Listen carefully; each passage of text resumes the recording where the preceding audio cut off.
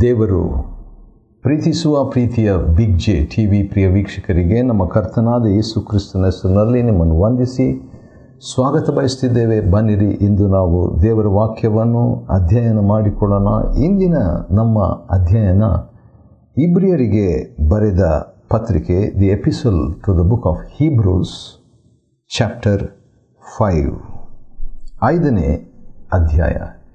ಇಬ್ರಿಯರಿಗೆ ಬರೆದ ಪತ್ರಿಕೆ 5ನೇ ಅಧ್ಯಾಯದಲ್ಲಿ ನಾವು ನೋಡಿಕೊಳ್ಳುವಾಗ ಆತ್ಮಿಕ ಪರಿಪಕ್ವತೆಯ 10 ರಹಸ್ಯಗಳು, 10 ಸೀಕ್ರೆಟ್ಸ್ ಆಫ್ ಸ್ಪಿರಿಚುವಲ್ ಮ್ಯಾಚುರಿಟಿ.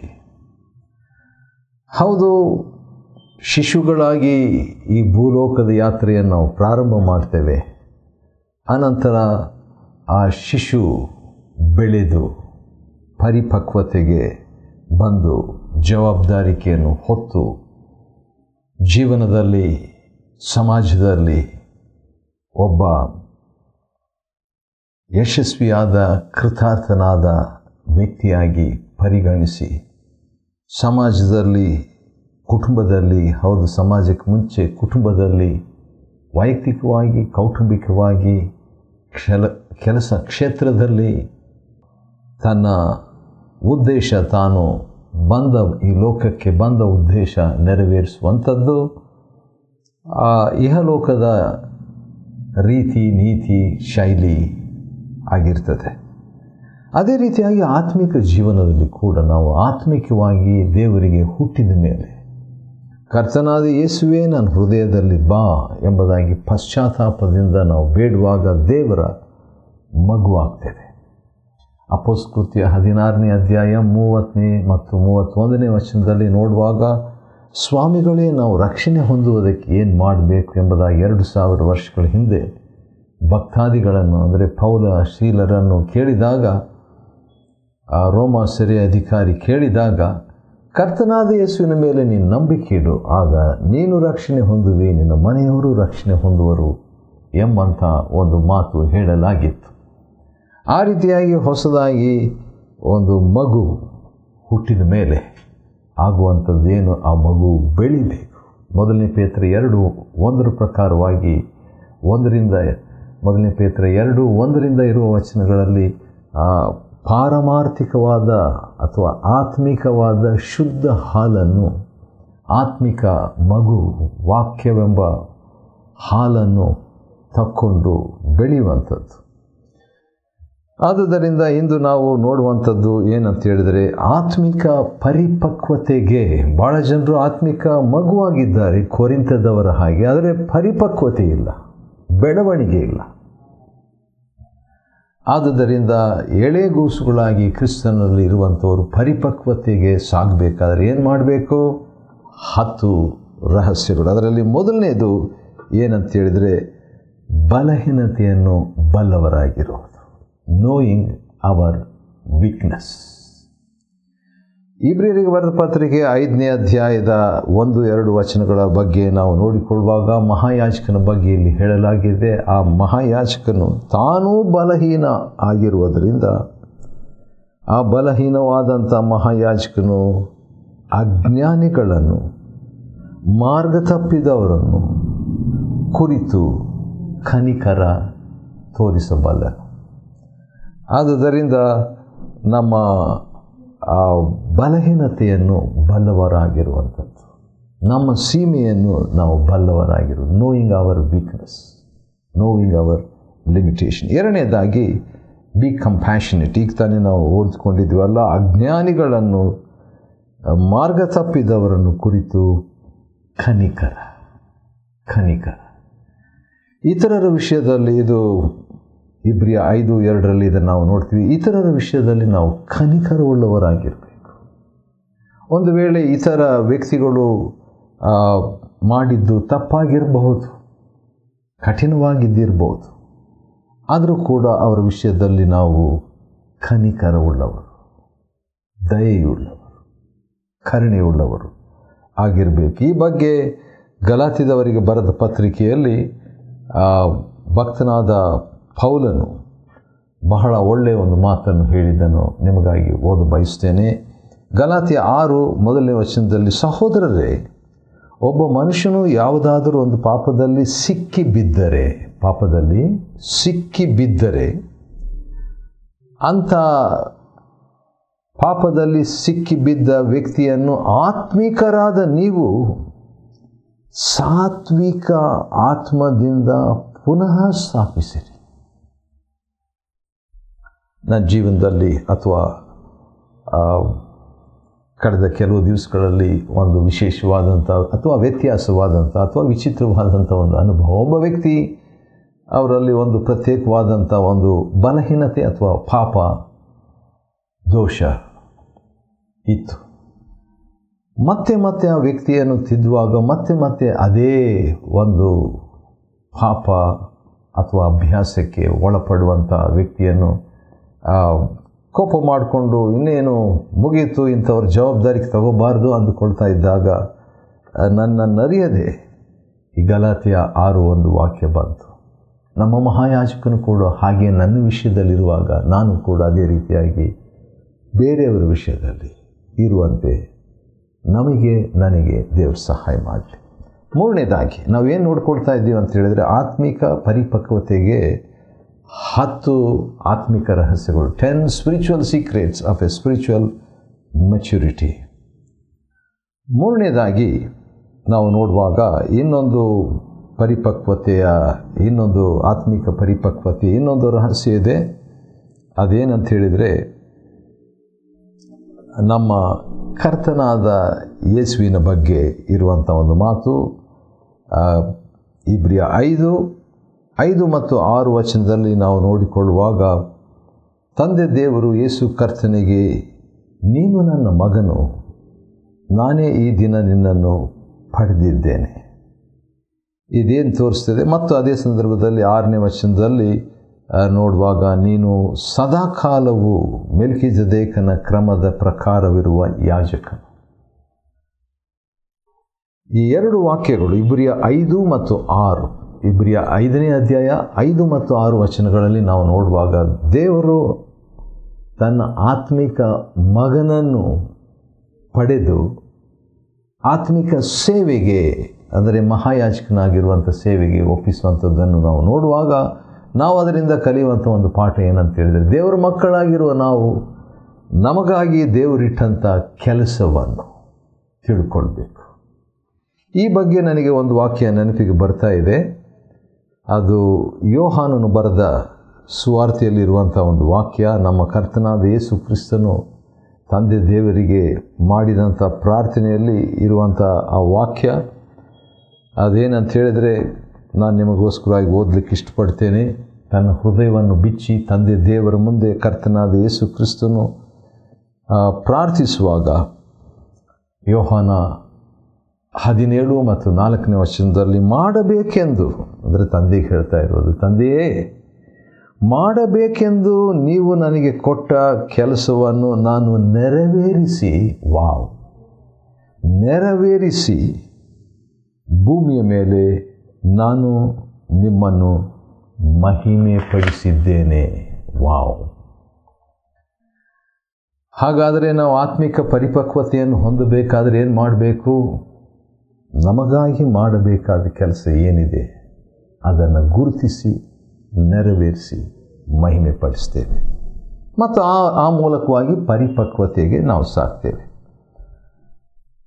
4ನೇದಾಗಿ ನಾವೇನು ನೋಡ್ಕೊಳ್ತಾ ಇದ್ದೀವಿ ಅಂತ ಹೇಳಿದರೆ, ಇಬ್ರಿಯರಿಗೆ ಬರೆದ ಪತ್ರಿಕೆ 5ನೇ ಅಧ್ಯಾಯದಿಂದ ಆತ್ಮಿಕ ಪರಿಪಕ್ವತೆಯ 10 ರಹಸ್ಯಗಳನ್ನು ನಾವು ನೋಡ್ಕೊಳ್ತಾ ಇದ್ದೀವಿ. ಅದರಲ್ಲಿ 3 ಮಾತ್ರ ನಾವು ನೋಡಿದ್ವಿ. ಬೇಗ ನಾವು ಉಳಿದಂಥ 6 ನೋಡಿಕೊಳ್ಳೋಣ, 7. 4ನೇ ಒಂದು ರಹಸ್ಯ ಅಂದರೆ ಕ್ರಿಸ್ತನ ಹಾಗೆ ಪ್ರಾರ್ಥಿಸುವಂಥದ್ದು. ಕ್ರಿಸ್ತನ ಹಾಗೆ ಪ್ರಾರ್ಥಿಸುವಂಥದ್ದು.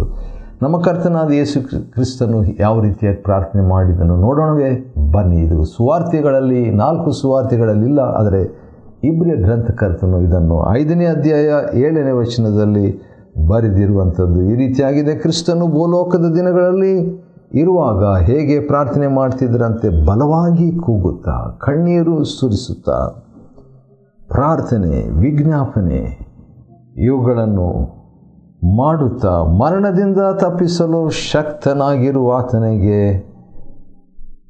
ಪ್ರಾರ್ಥನೆ ಮಾಡ್ತಿದ್ರು.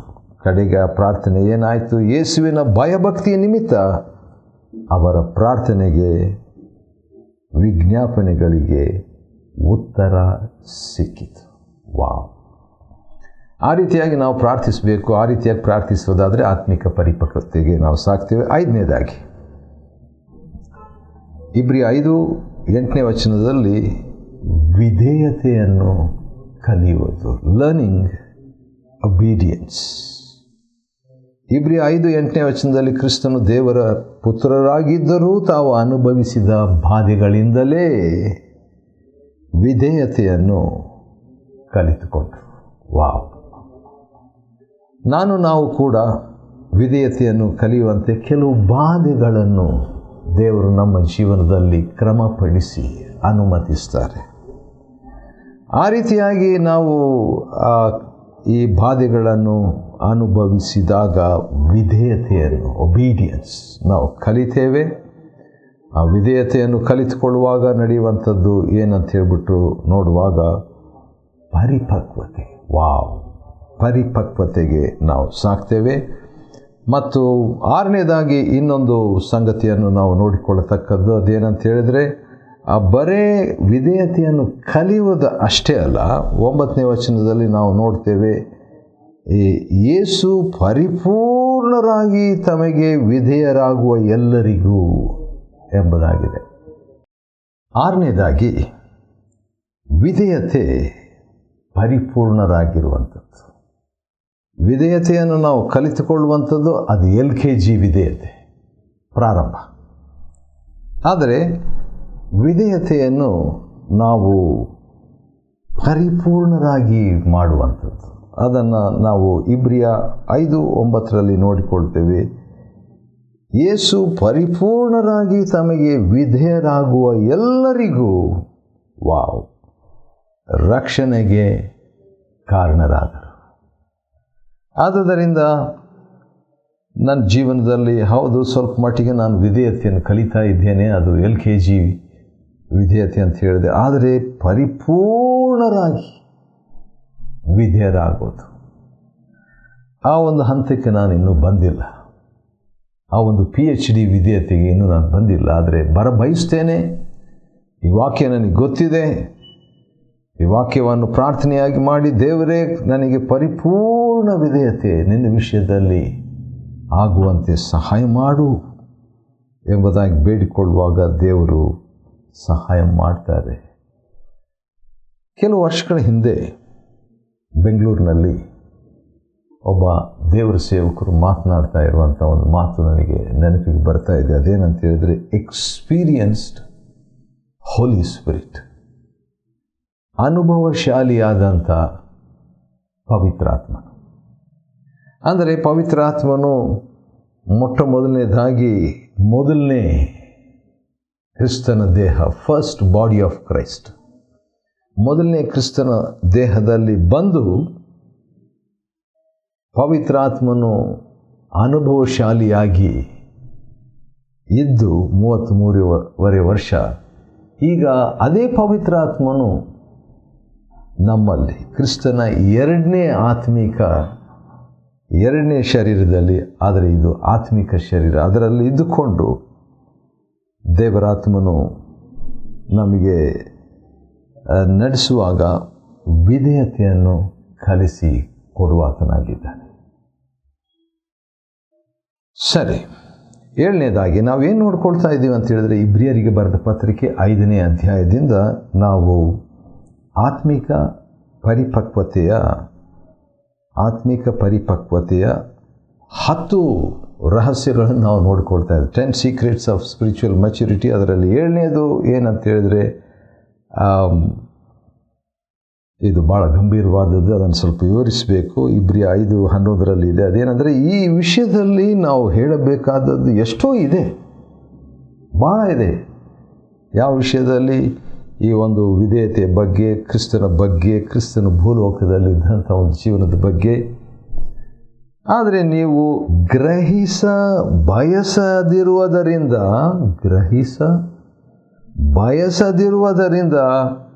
ಅದನ್ನೆಲ್ಲ ವಿವರಿಸುವುದಕ್ಕೆ ಕಷ್ಟವಾಗಿದೆ. ಇದರಿಂದ ನಾನು ಕಲಿತಂಥ ಒಂದು ಪಾಠ ಏನಂತ ಹೇಳಿದರೆ, ದೇವರು ಬಹಳಷ್ಟು ವಿಷಯಗಳನ್ನು ನಮಗಾಗಿ ಇಟ್ಟಿದ್ದಾರೆ. ಆದರೆ ನಾನು ಕಲಿಯುವುದಕ್ಕೆ ನಾನು ಬಯಸದಿದ್ದರೆ ಪ್ರಕಟಣೆ ನಿಂತು ಹೋಗ್ತದೆ. Revolution will stop when I am unwilling to learn. ಕಲಿಯೋದಕ್ಕೆ ನನಗೆ ಮನಸ್ಸಿಲ್ಲದಿದ್ದರೆ ಪ್ರಕಟಣೆಯು ನಿಂತು ಹೋಗ್ತದೆ. ಆದ ಕಾರಣ ಇಷ್ಟೊತ್ತು ನಾವು ಬೋಧಕರಾಗಿರಬೇಕಾಗಿತ್ತು, ಆದರೆ ಇನ್ನೂ ಪ್ರಾಥಮಿಕ ವಿಷಯಗಳನ್ನೇ ಕಲಿತಿದ್ರೆ. ಯಾಕಂದರೆ ಪ್ರಕಟಣೆ ನಿಮಗೆ ಸಿಕ್ಕಿಲ್ಲ, ಪರಿಪಕ್ವತೆಗೆ ಬಂದಿಲ್ಲ ಎಂಬುದಾಗಿ ಇಬ್ರಿಯ 5:12 ಇಬ್ರಿಯ ಗ್ರಂಥಕರ್ತನು ತನ್ನ ಪ್ರೇಕ್ಷಕರಿಗೆ, ತನ್ನ ಜನರಿಗೆ ಬರೆಯುವಂಥದ್ದು. ಎಂಟನೇದಾಗಿ ಗಟ್ಟಿಯಾದ ಆಹಾರ.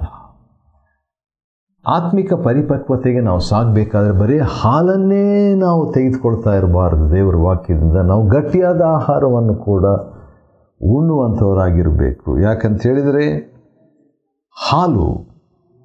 ಹಾಲಿನ ಅವಶ್ಯಕತೆ ಇದೆಯೇ ಹೊರತು ಗಟ್ಟಿಯಾದ ಆಹಾರವಲ್ಲ. ಯಾಕಂತ ಹೇಳಿದರೆ 13ನೇ ವಚನದಲ್ಲಿ ಇಬ್ರಿಯ 5:13 ಹಾಲು ಕುಡಿಯುವವರು ಕೂಸಿನಂತಿದ್ದು ನೀತಿ ಬೋಧನೆಗಳಲ್ಲಿ ಅನುಭವ ಇಲ್ಲದವರಾಗಿದ್ದಾರೆ. ಆದ ಕಾರಣ ಅವರು 1 ವರ್ಷ ಆದರೂ, 10 ವರ್ಷ ಆದರೂ, 20 ವರ್ಷ ಆದರೂ, 50 ವರ್ಷ ಆದರೂ ಇನ್ನೂ ಕೂಸುಗಳಾಗಿಯೇ, ಆತ್ಮಿಕ ಕೂಸುಗಳಾಗಿ ಇದ್ದಾರೆ. ಇದು ಸಭೆಯಲ್ಲಿ ಭಾಳ ಜನರ ರೀತಿಯಾಗಿರುವಂಥದ್ದು ನಾನು ಕಂಡುಕೊಂಡಿದ್ದೇನೆ. ವಿಷಾದಕರವಾದದ್ದು. ಆದರೆ ಗಟ್ಟಿಯಾದ ಆಹಾರಕ್ಕೆ ಸಾಗಬೇಕು. 9ನೇ ರಹಸ್ಯ ಆತ್ಮಿಕ ಪರಿಪಕ್ವತೆಗೆ 9ನೇ ರಹಸ್ಯ. ಆದರೆ ಗಟ್ಟಿಯಾದ ಆಹಾರವು ತಮ್ಮ ಜ್ಞಾನೇಂದ್ರಿಯಗಳನ್ನು ಅಭ್ಯಾಸಿಸುವಂಥವರಿಗೆ, ದೋಸ್ ಹೂ ಎಕ್ಸಸೈಸ್ ಸೆನ್ಸಸ್, ಜ್ಞಾನೇಂದ್ರಿಯಗಳನ್ನು ಅಭ್ಯಾಸಿಸಿ ತರಬೇತುಗೊಂಡಂಥವರಿಗೆ. ಆ ರೀತಿಯಾಗಿ ಅದನ್ನು ಹೇಗೆ ಮಾಡಬೇಕು ನನಗೆ ಹೆಚ್ಚಾಗಿ ಗೊತ್ತಿಲ್ಲ. ಪವಿತ್ರಾತ್ಮನ ಸಹಾಯ ಕೇಳಿದರೆ ಪವಿತ್ರಾತ್ಮನ ಸಹಾಯ ಮಾಡ್ತಾರೆ. ಕೊನೆಯದಾಗಿ ಒಳ್ಳೆಯದನ್ನು ಹಾಗೂ ಕೆಟ್ಟದ್ದನ್ನು ವಿವೇಚಿಸಿ ಪೂರ್ಣ ಬೆಳವಣಿಗೆಗೆ ಹೊಂದಿದವರಾಗಿ ಇರಬೇಕೆಂದು ದೇವರು ಬಯಸ್ತಾರೆ. ಒಳ್ಳೆಯದು ಮತ್ತು ಕೆಟ್ಟದ್ದನ್ನು ವಿವೇಚಿಸುವಂಥ ವಿವೇಚನೆ ಅದರಲ್ಲಿ ಪ್ರಾಕ್ಟೀಸ್ ಮಾಡ್ತಾ ಇದ್ದಾಗ ಏನಾಗ್ತದೆ, ನಾವು ಆತ್ಮಿಕ ಪರಿಪಕ್ವದ ಎಡೆಗೆ, ಪರಿಪಕ್ವತೆಗೆ ಸಾಗ್ತೇವೆ. ಆತ್ಮಿಕವಾಗಿ ನಾವು ಬೆಳೀತೇವೆ. ಶಿಶುಗಳಾಗಿದ್ದು ನಾವು ವಯಸ್ಕರಾಗಿ, ಯವನಸ್ಥರಾಗಿದ್ದು 1ನೇ ಯೋಹಾನನಲ್ಲಿ ಶಿಶುಗಳೇ, ಯವನಸ್ಥರೇ, ತಂದೆಗಳೇ ಅಥವಾ ತಂದೆ ತಾಯಿಗಳೇ. ಆತ್ಮಿಕವಾಗಿ ಕೂಡ ಆ ರೀತಿಯಾಗಿ ನಾವು ಬೆಳೀತಾ ಇರಬೇಕಲ್ವ. ಅದನ್ನೇ ಇಲ್ಲಿ ಇಬ್ರಿಯ ಗ್ರಂಥಕರ್ತನು ಗಟ್ಟಿಯಾದ ಆಹಾರ, ಹಾಲಿನ ಆಹಾರ ಎಂಬುದಾಗಿ ವಿವರಿಸಿ ಹೇಳುವಾತನಾಗಿದ್ದೇನೆ. ಆದ ಕಾರಣ ಬೇಗನೆ ನಮಗಿರುವ ಸಮಯ ಸ್ವಲ್ಪವೇ. ಗಟ್ಟಿಯಾದ ಆಹಾರವನ್ನು ನಾವು ಉಂಡವರಾಗಿ ಆತ್ಮಿಕ ಪರಿಪಕ್ವತೆಗೆ ಸಾಗುವಂತೆ ದೇವರು ನಮಗೆ ಸಹಾಯ ಮಾಡಲಿ. ಇಬ್ರಿಯರಿಗೆ ಬರೆದ ಪತ್ರಿಕೆ 5ನೇ ಅಧ್ಯಾಯದಿಂದ ಆತ್ಮಿಕ ಪರಿಪಕ್ವತೆಯ 10 ರಹಸ್ಯಗಳನ್ನು ಅಧ್ಯಯನ ಮಾಡಿಕೊಳ್ಳುವಂತೆ ದೇವರು ಕೊಟ್ಟ ಕೃಪೆಗಾಗಿ ಆತನಿಗೆ ಸ್ತೋತ್ರವಾಗಲಿ. ದೇವರು ನಿಮ್ಮನ್ನು ಆಶೀರ್ವದಿಸಲಿ.